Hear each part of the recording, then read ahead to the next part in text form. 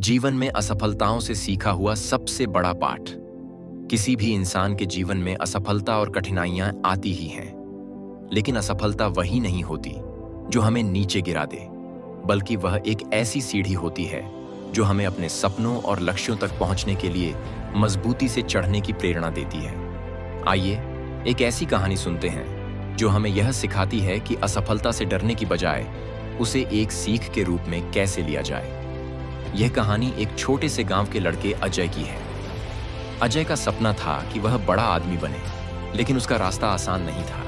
वह गरीब था और उसके पास किसी भी तरह के साधन नहीं थे, लेकिन उसने कभी हार नहीं मानी। अजय ने ठान लिया था कि वह मेहनत करेगा और अपने परिवार की हालत बदल देगा। उसका सपना था कि वह इंजीनियर बने, लेकिन इसके लिए उसे अच्छे नंबरों की जरूरत थी। अजय ने पूरी मेहनत से पढ़ाई की, लेकिन जब रिजल्ट आया तो उसकी उम्मीदों के उलट उसे बेहद कम अंक मिले। वह बहुत निराश हुआ क्योंकि उसने पूरी जान लगा दी थी, फिर भी असफल हो गया। वह सोचने लगा, क्या मैं कभी अपनी मंजिल तक पहुंच सकूंगा?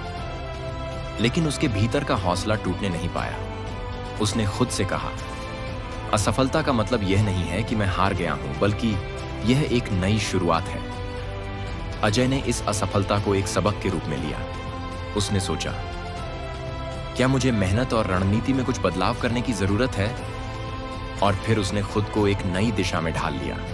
उसने अपनी पढ़ाई के तरीके में सुधार किया, समय को बेहतर तरीके से प्रबंधित किया और अपने आत्मविश्वास को मजबूत किया। अजय ने अगले साल फिर से अपनी परीक्षाओं में हिस्सा लिया और इस बार उसे अच्छे अंक मिले। इस बार न सिर्फ उसे अच्छे अंक मिले, बल्कि वह उस परीक्षा में टॉप भी कर गया।